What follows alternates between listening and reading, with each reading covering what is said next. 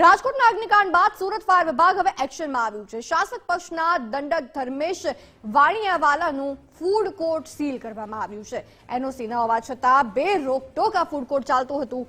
પાલ road પર Galaxy circle પાસે આ ફૂડ કોર્ટ આવેલું હતું, જેને હવે સીલ કરવામાં આવ્યું છે। 3 દિવસ સુધી તંત્ર દ્વારા બચાવવાનો પ્રયાસ કરવામાં આવ્યો। ચોથા દિવસે ફાયર બ્રિગેડ દ્વારા કાર્યવાહી કરવામાં આવી અને આ ફૂડ કોર્ટ સીલ કરવામાં આવ્યું છે।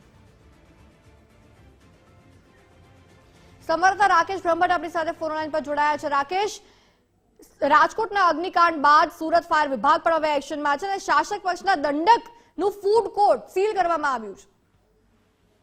બિલકુલ, હમણાં સુધી મૂક પ્રેક્ષકની ભૂમિકામાં રહેલી સુરત મહાનગરપાલિકા રાજકોટ અગ્નિકાંડની ઘટના બાદ એકાએક સફાળે જાગી છે અને હવે બ્રહ્મ જ્ઞાન આવ્યું છે કે સુરત શહેરમાં જે એનઓસી અને ફાયર એનઓસી બીયુ વિના જે ફૂડ કોર્ટ ગેમ ઝોન ચાલી રહ્યા છે તેની સામે હવે કાર્યવાહીનો દોર શરૂ કરવામાં આવ્યો છે।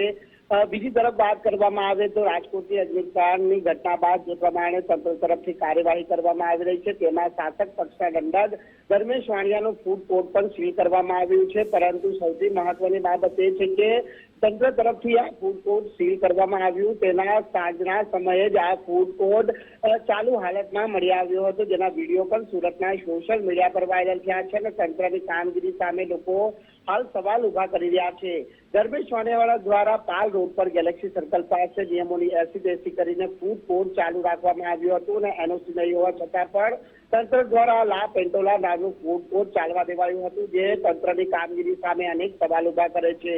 3 દિવસ સુધી તંત્ર દ્વારા તેને બચાવવાનો પણ પ્રયાસ કરાયો હોવાની હાલ ચર્ચા જોરશોરમાં ચાલી રહી છે, પરંતુ હવે તેને બચાવી શકે તેમ નહીં લાગતા ચોથા દિવસે ફાયર બ્રિગેડ દ્વારા ફૂડ કોર્ટને સીલ મારી દેવામાં આવ્યું છે। ખુદ મનપાના શાસક પક્ષના દંડકનું ફૂડ કોર્ટ સીલ થઈ જતા અત્યાર સુધી કેવી લાલિયાવાડી ચાલી રહી છે તેનો આ જીતો જાગતો દાખલો છે તે હાલ જોવા મળ્યો છે। જી આભાર રાકેશ, સમગ્ર વિગતો બદલ।